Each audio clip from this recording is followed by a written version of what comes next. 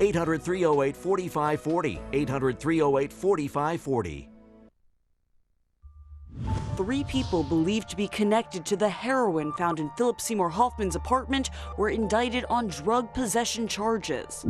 Searching for a scapegoat to solve the overdose of an addict is a fool's errand. A witness told investigators he saw Hoffman at the supermarket ATM while talking to 2 men wearing messenger bags. Were they aiding Hoffman in the transaction?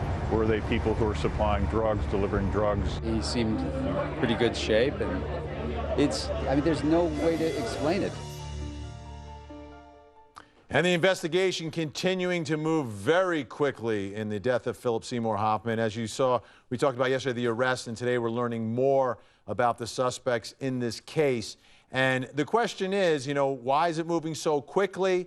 And is it all because it's Philip Seymour Hoffman? Well, what I want to do for you now, along with our dream team, Darren Kavanoki, Tanya Miller with me, is take a look, Tanya and Darren, at some of the who these suspects are. And here's suspect number 1, Juliana Lichka. We saw her in court.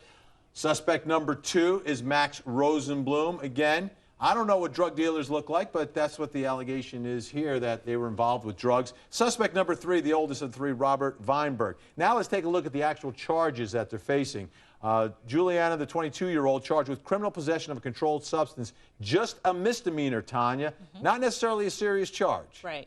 Not a serious charge at all at this point. So, if she had, in fact, drugs on her, whether it's connected to Philip Seymour Hoffman's death or not, that's a crime. It's a misdemeanor. Okay, misdemeanor for her. Let's take a look at Max Rosenblum, 22 years old, charged with criminal possession of a controlled substance. Again, a misdemeanor, Darren Kavanoki. So, again, what he's facing, yes, it's a criminal charge, but not really that serious.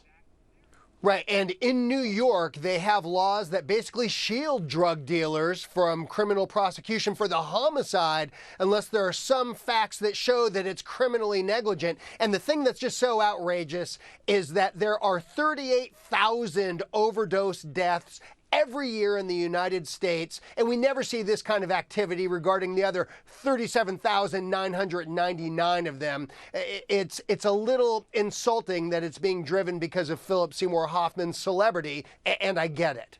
All right, let's take a look now at the 3rd suspect, and this is a little bit different. He's 57 years old, first of all, charged with criminal possession of a controlled substance. Key language here that I want to point out, with intent to sell, which now makes that a felony. It's not just possession, but possession with intent to sell. That's much more serious in this case. And this is the guy, Tanya, who had Philip Seymour Hoffman's information in the phones was stored. So this, I guess, would be the one that you want to take down as the leader of whatever gang you busted here. Right, but again, Benny, it's important to remember they tracked him down based on that phone number. He was actually in possession of heroin at the time. That's why he's charged. He's not charged in connection with Hoffman's death. So it's just important to keep that in mind. And in fact, if he had drugs on his person or in his vicinity that were packaged for sale, then this is an appropriate charge. Yeah, with intent to sell, oftentimes they get those charges based upon what is found with it or the amount of drugs that are found, because they wouldn't be for personal use or consumption. All right, next hour. You've been asking for it on Twitter, and we're giving you more, much more from